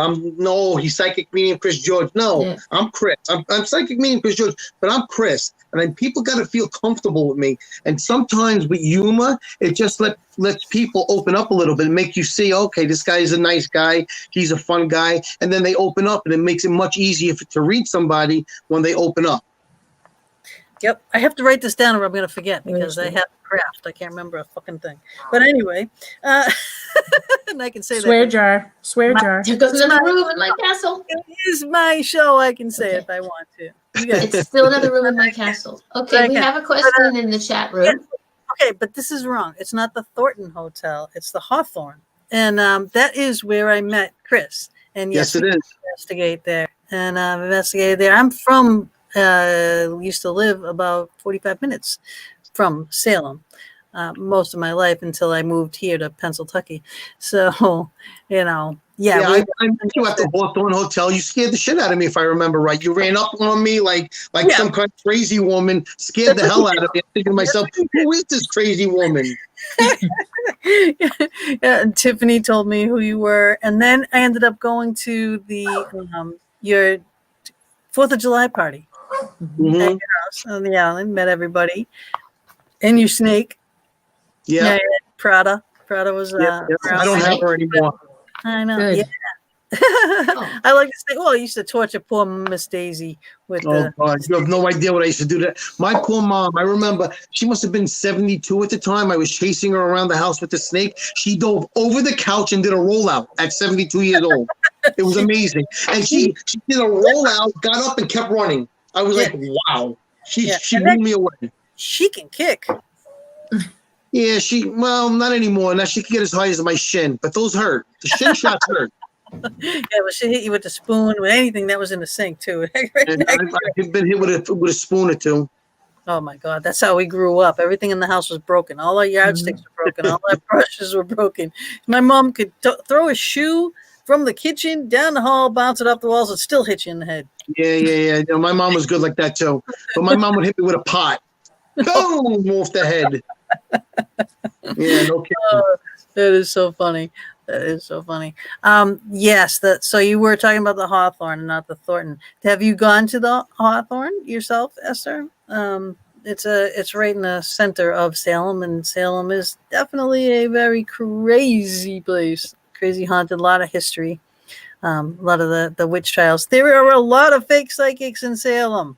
A lot of fake psychics in Salem. Oh my God! Yes. Speaking of, and you will see this. You will go into all of this, and I'm gonna just let you people know, if people are dressing the part, go in with open eyes. Okay, when people look like they are a little bit overly done, chances are that they're not as real as you might think. Don't understand what it Overdone. What does that mean? Yeah, you just cut Kind of like you right now. cut out. You cut out, Miss Madam D. again. Couldn't hear you,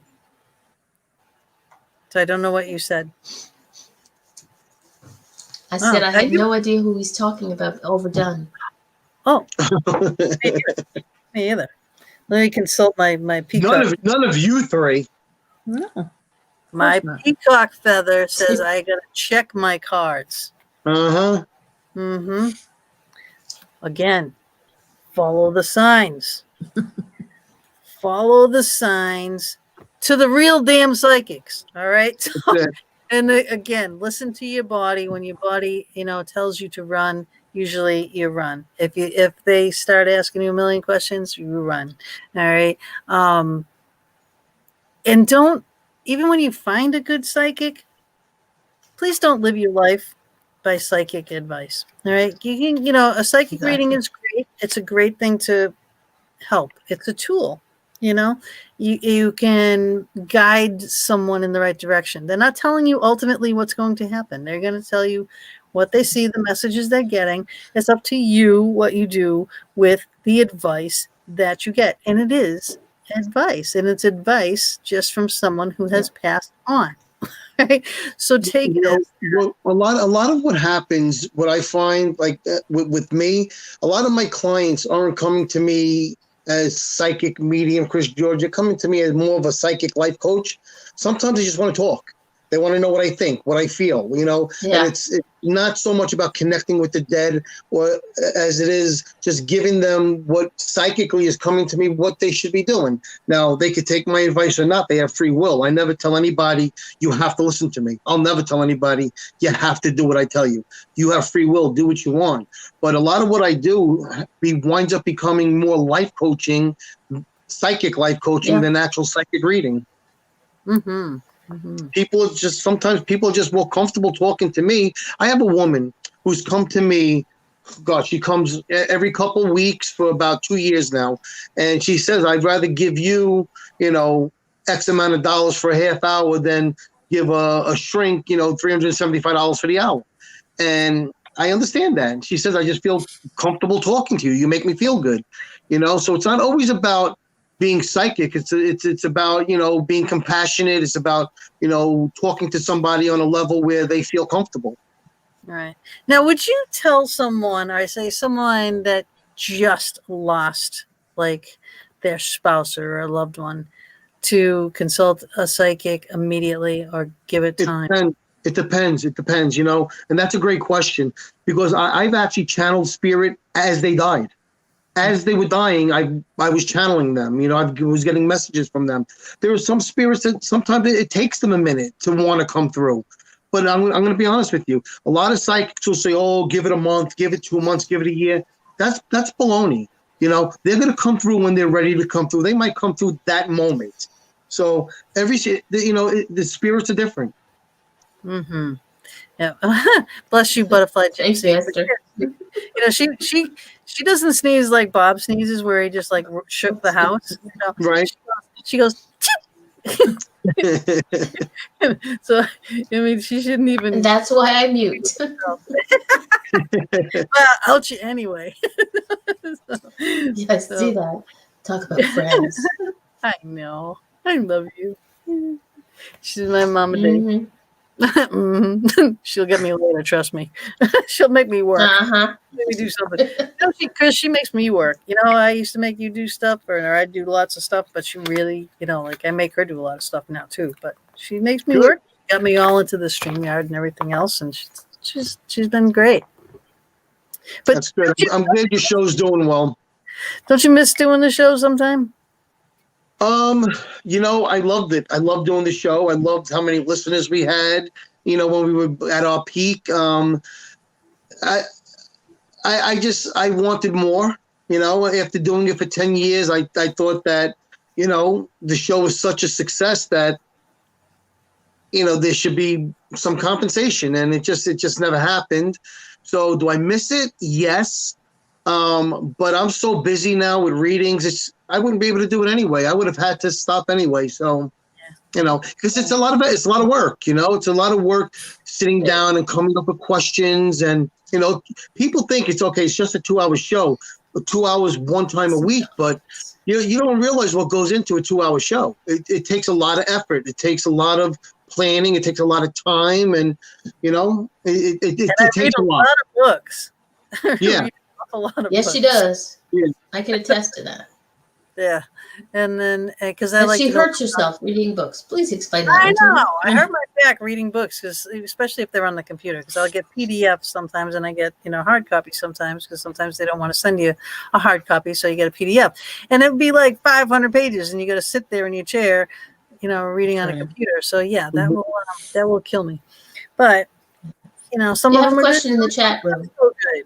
Yeah, we have this one here. I want everybody to answer this one. Were any of you pushed or touched? This one by spirit? Yeah, pushed or touched by spirit. Hell yes. I have a great story about it. You go first, Gina. I was ran right through with a little girl at Rolling Hills Asylum. My first time there, she ran right up the hall. I hear the pitter patter and poof, hit me like a ton of bricks right through me. Poof, my hair and everything. It was crazy, hilarious story. But Chris has got the ultimate being pushed So story. there's a place here in Staten Island called the Kreischer Mansion. It's an infamous mob chop shop. You know, the mob used to cut people up and bury them on the premises. There was one guy that was actually cooked in the furnace there. So in the basement, there's a walk-in freezer that's maybe 8 feet by 8 feet, and I'll never forget this. We're in there, and there's maybe 7 of us in there. It's pitch black. The only person that can see anything is the cameraman, because he's got, night vision camera videotaping us.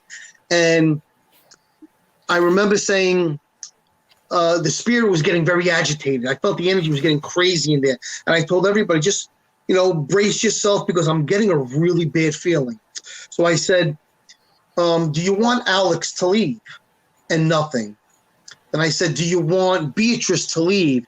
Nothing. I said, do you want somebody else to leave? Nothing. Then the cameraman, who has the video right on me, which I don't know because it's in the pitch black, he goes, do you want Chris to leave? And as soon as he said that, this was the most amazing thing I'd ever experienced in the paranormal. There was an energetic explosion in that room. We all went flying. You see the video with me going flying, hitting the wall and hitting the ground. And then you see this big smile on my face. You see everybody screaming, and I got this big smile on my face. I said, did you get it? Did you get it? And I'm telling you, there was maybe 25 people at that investigation. When that happened, 10 people left immediately. Yeah. And I have that video somewhere. I don't know exactly where it is. It's somewhere in my house. Absolutely one of the most amazing things I'd ever seen. Yeah. It was awesome. That was the bad part of my story, is it didn't get caught on camera, because all the camera people were in the morgue. I heard something in the hall, and all I had was a millimeter and a flashlight, and I went out to the hall. One camera person girl followed me, but heard something back in the morgue, turned around, went back in. So I'm standing there with just a millimeter and a flashlight. Millimeter went from 0 to off the charts, and I hear the running.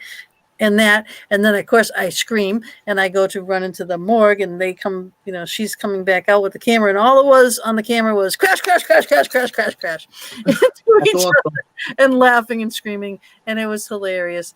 But it was oh my God, I'll never forget that experience. How it felt, how strange it was, and I knew it was a little girl, and the story was there that they were a little boy. There's a little boy that goes back and forth and up and down the hall and everything else. But I know this was a girl. I just know with every fiber of my being, So, yeah. I remember people asking me, Chris, how could you smile? Everyone was screaming. They're all over the floor, and you got this big smile on your face. I was like, because I just realized I got like the holy grail of paranormal activity. I got it, and it was just awesome. Awesome. Yep, damn straight you did. Will we ever see the video, Chris? Judith says, "Hi, Judith." And anyway, I have to find it. It's somewhere in my house. When I find it, I will post it. Yeah. A lot of people. I have it on a not a disc, on a CD, on a DVD. And you look great too. Judith tells us each one at a time, individually, that we all look great. Oh, Judith is a wonderful, wonderful, wonderful woman. Yes, I actually got to meet her in July. She came to Shanley, and I got to meet her in person, and she's just, literally one of the sweetest women I know. I didn't. Me either. No. Moment of silence. It's all about Chris. Moment of silence. Jess says, post it, Dinah, see that. Yeah. I know, right? It's usually, it seems like a lot of the things that happen, the best things that happen, don't get caught. Mm-hmm. I catch a lot on the flare. I really have, always have. I don't know what it is. We have a video. You and I have a video on the flare from an exorcism we did in New Jersey. Oh my God, that was insane. He's channeling, and I'm doing the flare, and then all of a sudden you see a body. Like he's coming out of it, and you see a body stand up and back away, and it was like through the bed. You know, it was so crazy, and everybody Yeah, it was was like, "Look at this!" And showing everybody, it was just unbelievable. Yeah. Oh God! But yeah, I mean, like that flare, that thing is the best thing I think I've ever used to back up a lot of what you've done, what we've done at Kreischer Mansion. You were showing that to me with Lisa, who called in earlier. Lisa reminded me, you and Lisa. It was like what, 2:00 in the morning. We're riding around Staten Island, and you're gonna show me the Kreischer Mansion. So we pull up, we see a bunch of deer out in the yard. So they're all sitting out there. You see the little eyes and everything, and then you're telling me the story about the gangsters and everything else, and where they were and everything. And I take the flare out, and I'm just scanning around. And there's a guy standing right next to the car. Big fat belly, everything. The whole guy. It is nobody there. Nobody.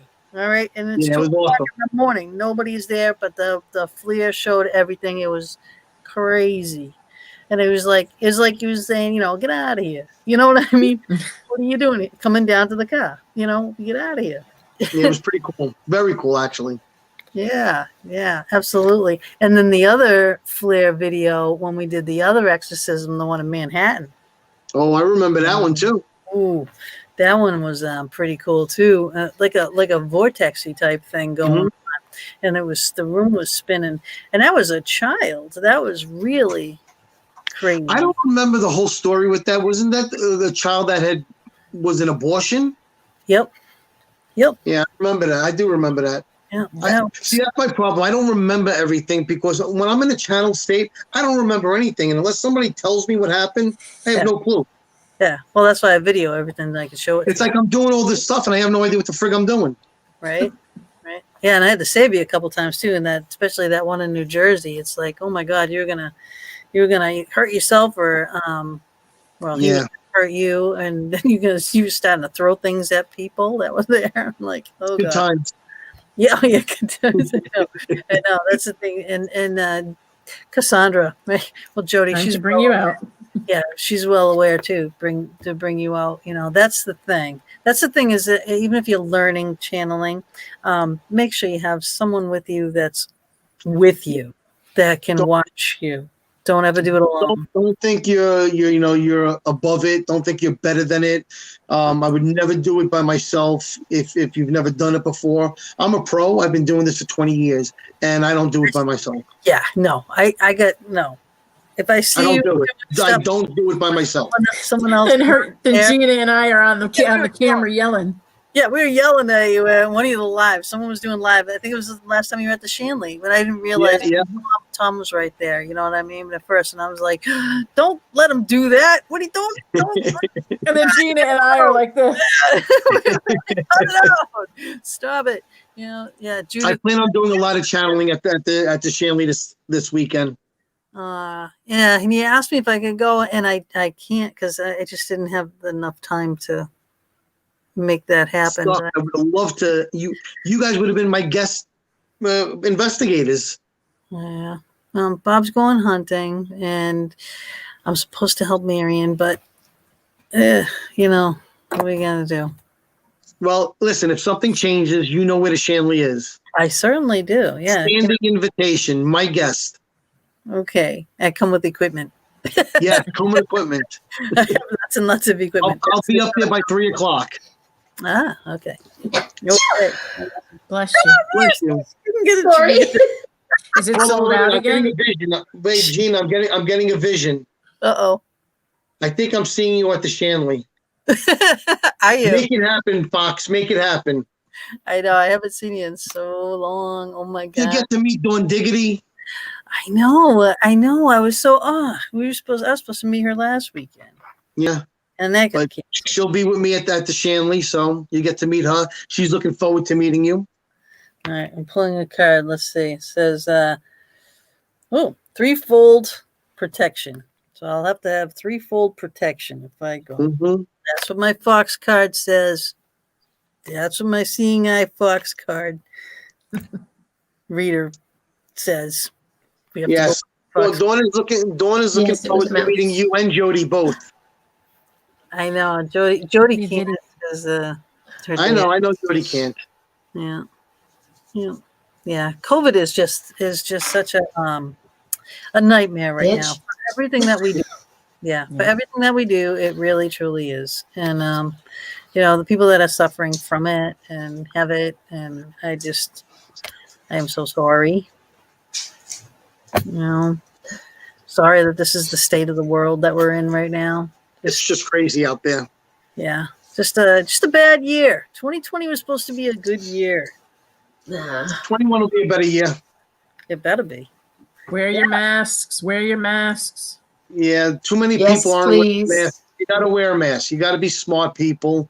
Wear your mask. A lot of people saying it's a scam. It's not a scam. Wear your mask. Be safe. I'd rather you be safe than sorry.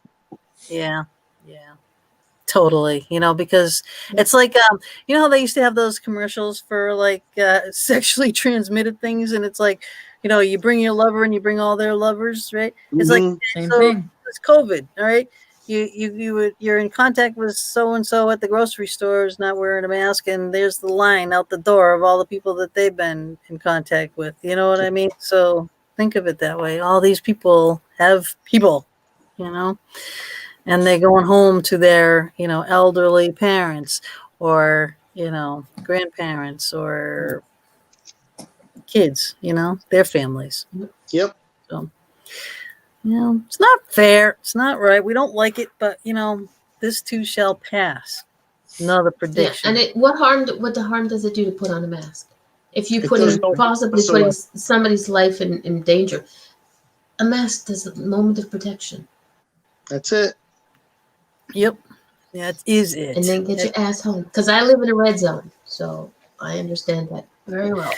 Yeah, our friggin' whole community went up in arms again. We had so many outbreaks. Bob's had outbreaks at work, and then there's so we're back in the bad zones again. So it sucks, but it is what it is, and it's gonna ruin Christmas. But this too shall pass. There'll be another, Exactly. and then we can get together when we can go see all our people that we want to see as soon as it's okay to do so. Sounds good to me. And in the meantime, we do things like this. You can still see everybody. You can do Zoom and Skype and StreamYard and all these things like this and stay in contact and actually see everybody. It's good to see Pookie's face. Yeah, man, this is nice to be back on the radio with you guys. It's been a long time. Yeah. I do miss doing radio. I mean, listen, I loved it. You know how much I loved doing Second Sight. It was my thing. So I know. This is nice getting back on the radio for a little bit. I know it. And you've had so many co-hosts. Like, how many years did you do the show? 10 years. Wow. 10 years. You had River. I remember I started off because I had my television show, Second Sight, and I had done it for 2 years, and then my co-host got very jealous. So I quit the television show because I just didn't want to deal with that crap, And so I started a blog talk radio show called Second Sight. And I remember I had like 2,000 listeners, and I thought I was the shit, And then a guy named Joe Montaldo, who's the owner of UFO Paranormal Network. I think it's something else now, but it was the biggest parapsychic UFO network in the world. And he sends me a message saying that he'd been stealing my show for the last 3 weeks, and I have 30,000, listeners, and they love me. I'm like, 30,000? I said, are you crazy? I know, right? How do you know that? And I was like, he said, but I want you to come to my network. He goes, but you got to do a 2-hour show, not a 1-hour show. What do you think? And I'm thinking to myself, 30,000 listeners, that's like astronomical. I said, okay, let me do it. Yep. So I started doing it, and then I built it up to over 1 million listeners. And then I built it up to bigger than that. And then whatever happened. I had to change networks, and then you became my co-host at one point. And it was just time to go. I love doing the show. The show won Radio Show of the Year a couple of years at the Haunted Awards. I won Radio Host of the Year. I won a Psychic Medium of the Year at the Haunted Awards. But it just got to be too much. So horrible. I was so bad when I first started with you. Oh my God. No, you weren't. I would say after the second show, you were a friggin' pro. Oh no. Well, listen, So Mama D, this is the deal. So you have to understand, Yes. I had some really great co-hosts. Let's forget the first I know. co-host. He sucked. I remember Then River. Then I had Victor the Voice Furman, who he's a professional radio man. He was a really great co-host. And then I had a woman named River Wildfire Moon, who I absolutely adore. I know her. She was like my She's a little doll. sister. She was a great co-host. And then she couldn't do the Yeah. show anymore. You know, she had family obligations and whatnot. And she says, Chris, I want to help you pick your co-host. I said, I know who I want. She goes, well, I know who I want you to have. And I said, okay, who? And she says, Gina Bankston. And that she was my choice, you know? Wow. So I remember calling Gina and I offered her to be the co-host on Second Sight. And I mean, I didn't even get the words out of my mouth. She was saying yes. And she was all nervous. And I told her, I said, listen, I said, I don't have any rules. My main thing is don't try and censor me. There will be times where I will say things that you're going to be like, did he really just say that? I told her, don't censor me.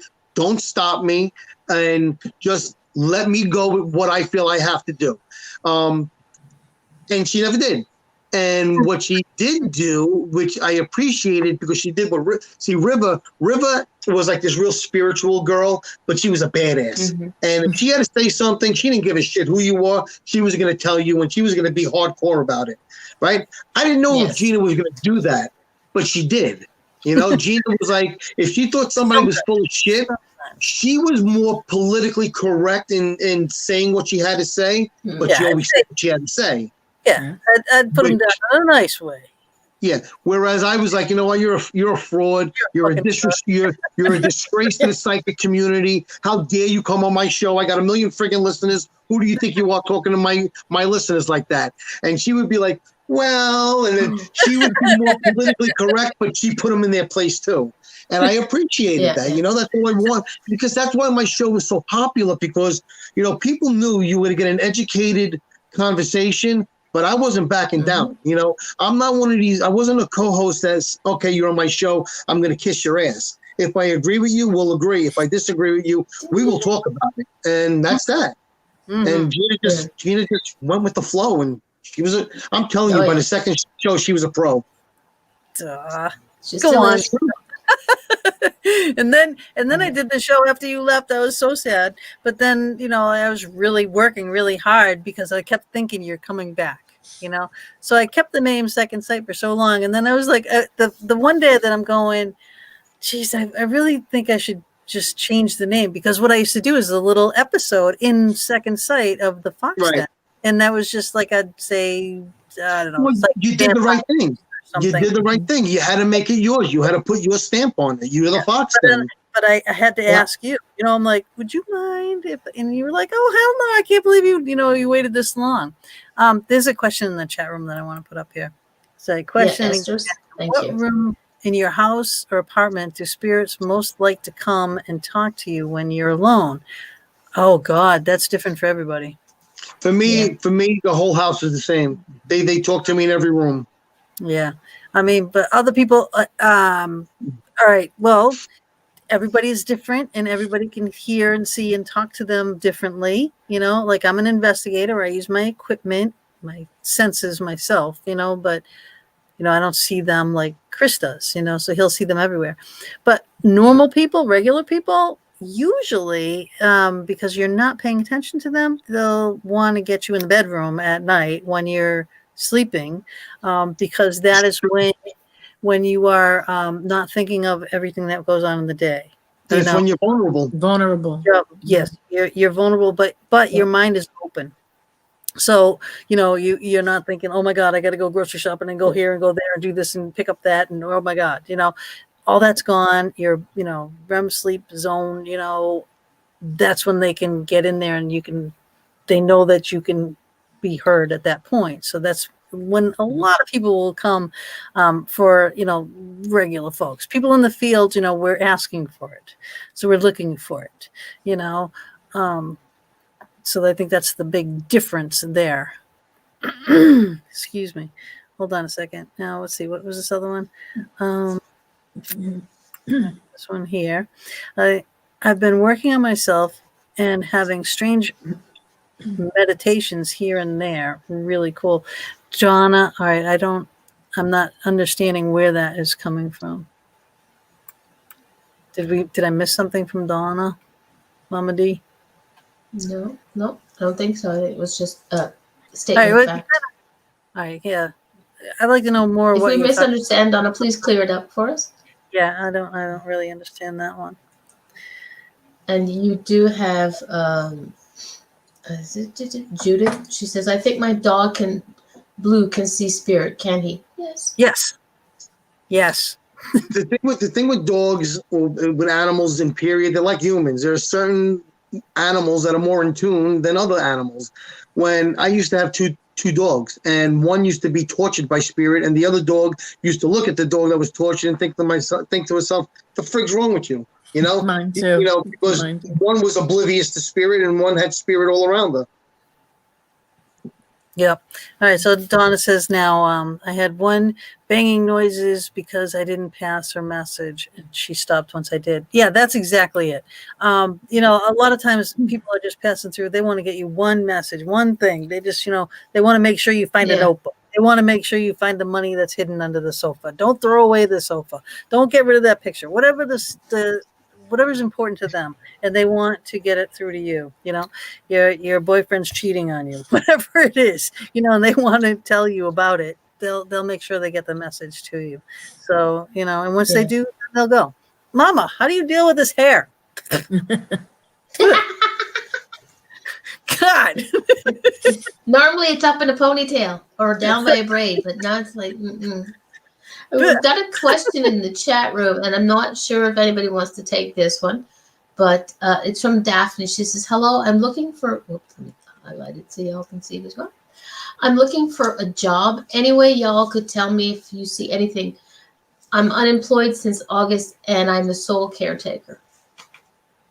Huh. Chris, would you like to take that one? Sure. I'm not a psychic. I may look like Me one on either. TV. Between Daphne now, Caruso. Daphne, remember I'm telling you this. Between now and April, something's going to pop for you. You got to make yourself a little bit more visible.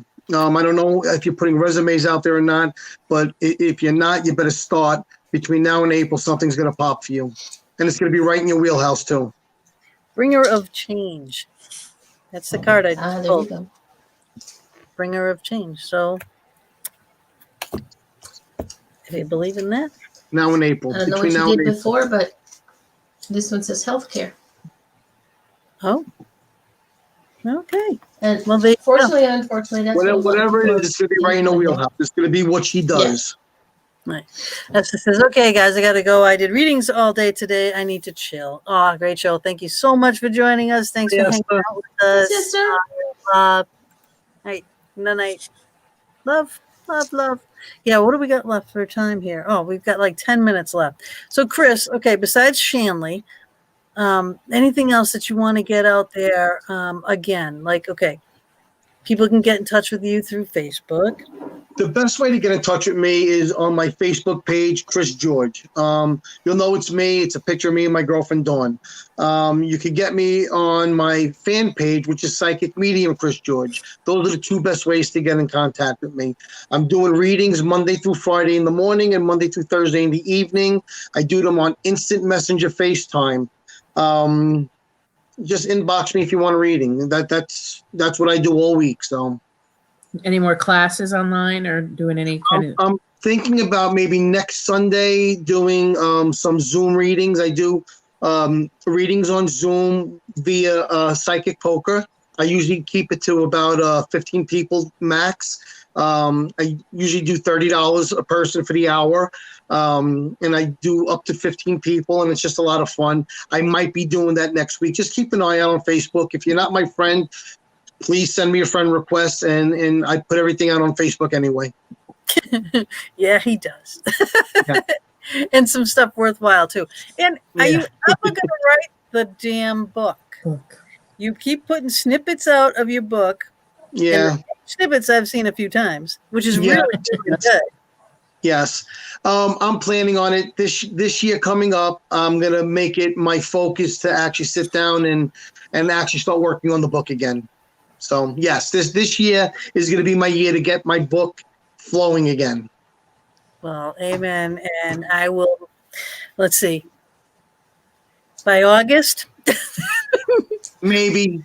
Well, we'll see. I have a lot of work to do. I have it. It's about a third done. So Once you start writing, those words will flow and you know it. but they It's always just- do, you know. Sit down. Yeah. Sit down. Stop. You never stop. You go, go, go, go, go. I'm always doing something. That's the problem. See, Jess says I stole her question. Well, that's because I'm psychic. No, I'm only kidding. I'm only kidding. She's the psychic part. I'm the psychotic part. She's psychic by association for sure. By association. One diggity. Yeah, she's John Diggity's gonna she give. does pretty good when she comes to reading cards. Don't diggity psychic by injection. I do. Yes, I was gonna say it. I did. Poor Dawn. I love her. She's awesome. Ah, shit. I always gotta go south. And that's what I'm I'm. hoping you show up Saturday. Just surprise me and show up. How many I think it would people? surprise a lot of people if she did. How many people do you have there? Well, some people are canceled because of COVID. They're scared to come. So I really don't know. It's supposed to be 25, but I'm going to guess maybe 17 or 18. Donna says TMI. hmm How many rooms they got there now that they have open? Everything is open. And it's beautiful. They made it so much nicer than it was. I mean, every room has heaters. Every room has air conditioners now. The new owner, she's wonderful. What's that? We sweltered and we froze there. Yeah, not anymore. And the owner, she's wonderful. She's so sweet. And she What was cares that so room much. they let you? Sorry. What was that room that they let you in last time? That down the nobody basement. had going in. Basement. Yeah, Was they it? let us in the basement, and there's a secret room, but they wouldn't let us in the last time.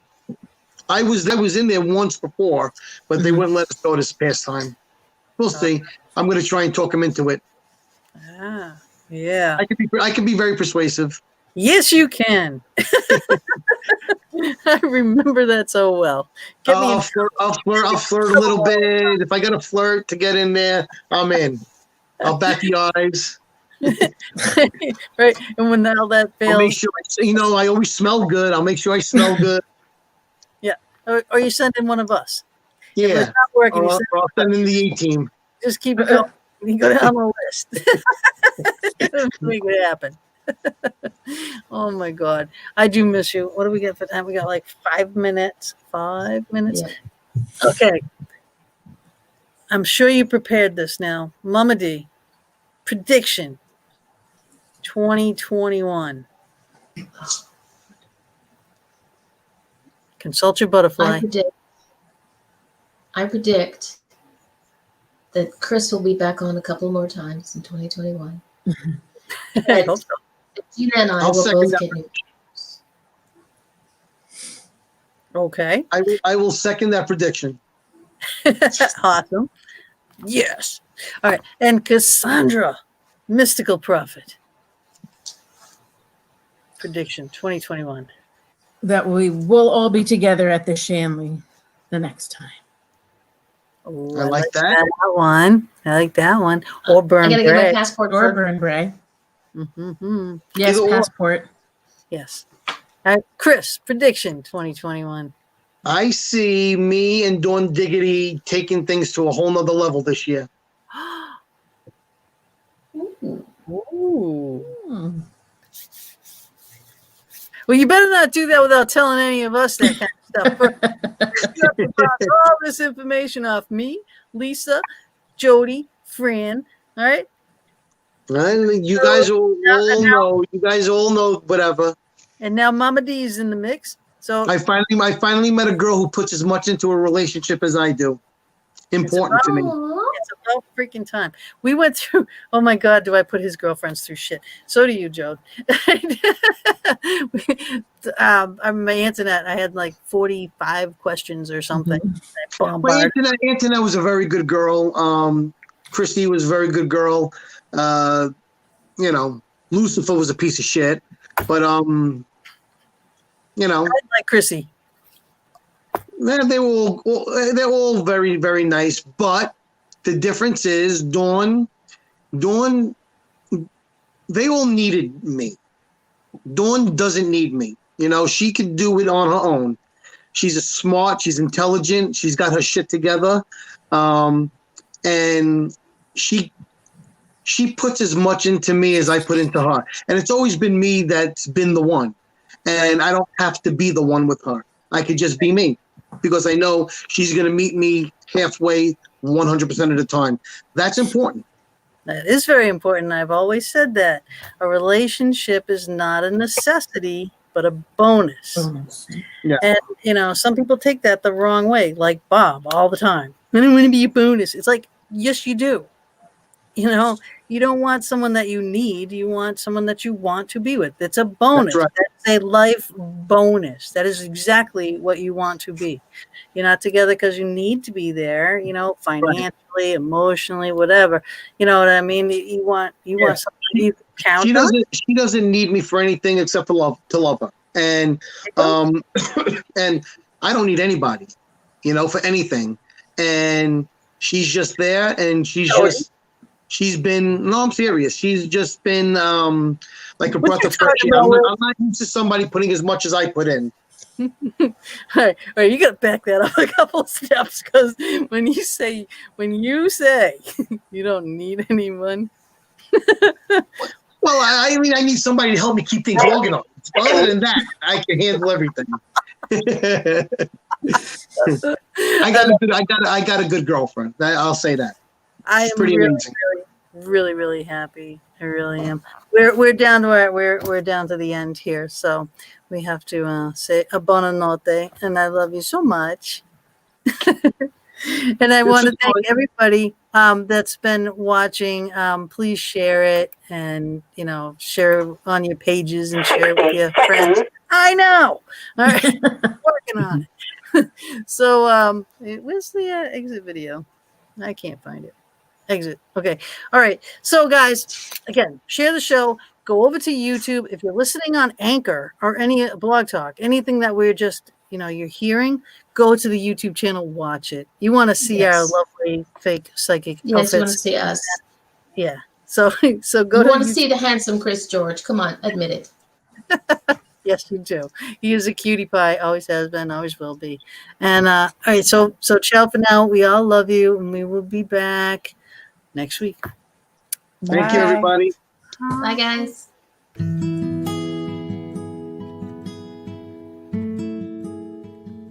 Thank you again for joining us for another episode in the Fox Den. We're here every Thursday evening from 8 to 10 p.m. Eastern Standard Time, bringing you a variety of guests, streaming live on Facebook, YouTube, and our Anchor venues. We would love it if you would go to our YouTube channel, The Fox Den with Gina B and Mama D, and please subscribe, share, and definitely hit the notification button to never miss a show. We'll see you all next week, and subscribers, watch for our pop-up shows as well.